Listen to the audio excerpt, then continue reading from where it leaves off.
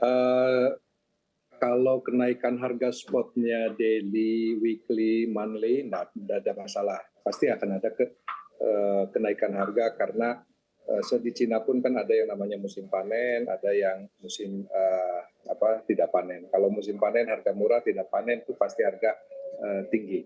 Namun demikian kami mencatat adalah eh, harga rata-rata. Harga rata-rata itu sederhana saja. Kita ngitung dari volume impor yang masuk ditambah nilai impornya dalam US dollar. Lalu dikonversikan dalam rupiah, terus dianggap rata-rata dalam harga per tahunnya itu sebetulnya rata-ratanya itu kalau ditambah dengan pajak, bea cukai dan segala macam tidak lebih dari Rp22.000 itu sudah nyampe di importir, sudah nyampe di gudangnya importir ya, sudah nyampe di gudangnya importir. Rp22.000 itu. Nah, terus misalnya itu Rp22.000 diimportir. Jadi sebetulnya kalaupun terjadi kenaikan harga mengakibatkan kemahalan ataupun harga tinggi, hampir rata-rata sekitar Rp10.000 sampai Rp15.000 sepanjang tahun, kan ini aneh. Berarti ada sesuatu di situ yang tadi saya katakan, ada invisible hand yang seolah-olah mendongkrak harga ini, gitu kan. Nah, tentu pertanyaannya ini harus diperdalam, dan ini persoalannya bukan lagi ranahnya ombudsman. Ombudsman itu hanya mengecek di dalam prosedur. Nah, prosedur izin impor itu, bawang putih itu bisa dikategorikan ada dua. Yang pertama harus memiliki izin rekomendasi di Kementerian Teknis, dalam hal ini Kementerian Pertanian saat ini. Nah, yang kedua, kalau sudah mendapatkan RIPH, nanti akan mendapatkan surat persetujuan impor dari Kementerian Perdagangan.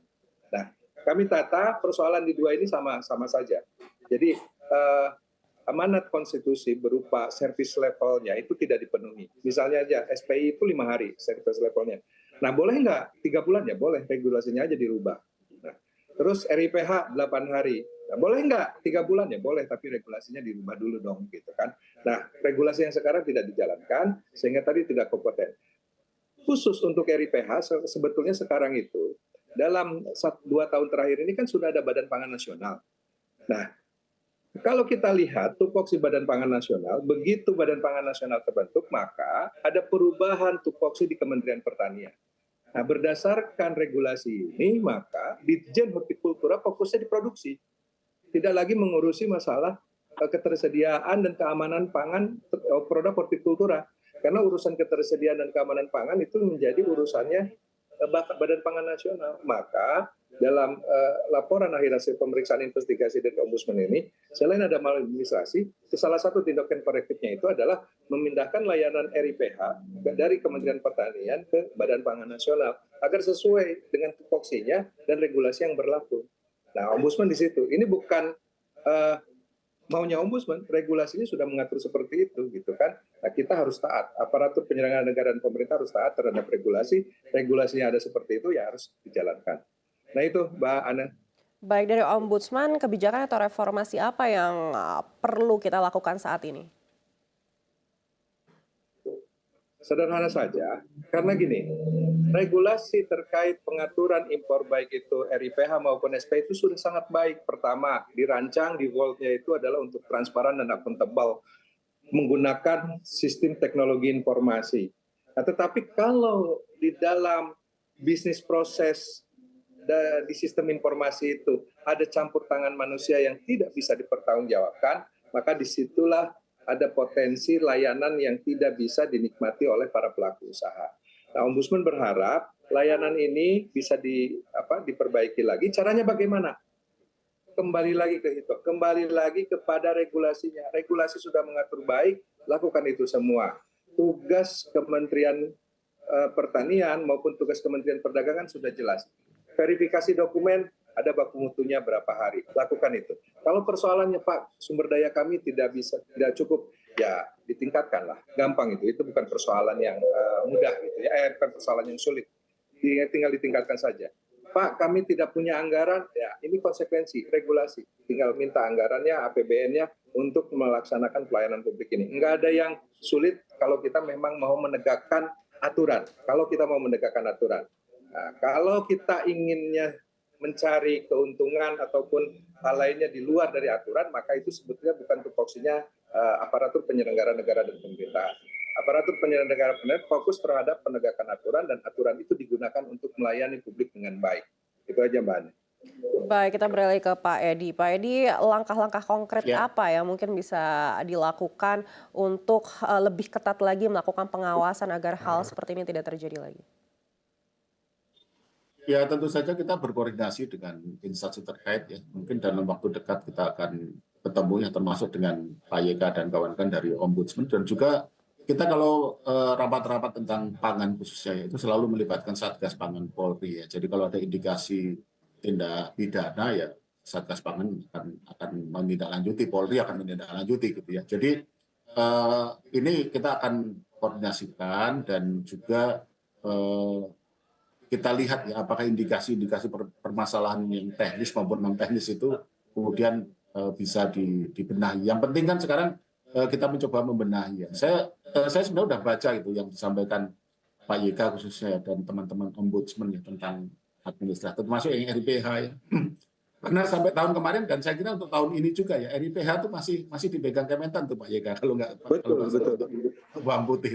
Saya terus terang Betul. nggak terlalu mendalami ya, belum terlalu Betul. mendalami regulasinya ya Pak YK yang tahu ini Ya, apakah mestinya ada. Bahkan tahun lalu sempat RIPH dari Kementan juga volumenya besar sekali sehingga membuat bingung Kemendak sempat juga gitu ya. Tapi setahu kami sampai saat ini RIPH itu masih dipegang Kementan gitu ya. Pas saya baca itu kalau tadi disampaikan Pak YK, kalau memang harusnya oleh Badan Pangan nanti kita rapatkan gitu ya. Kenapa? Mungkin ada alasan tertentu kita nggak tahu gitu ya. Tapi intinya kalau apa yang dilakukan ya kita koordinasikan dan mencari solusi. Dan kalau memang indikasinya ada masalah teknis dalam arti kenaikan harga, kemudian realisasi impornya kurang ya. Kalau realisasi impor kan itu sesuatu yang di tangan kita gitu ya. Jadi persetujuan impornya udah keluar ya harus direalisasikan dan kalau perlu kalau perusahaan ada yang sudah pegang izin atau persetujuan impor tapi nggak merealisasikan ya diberi sanksi.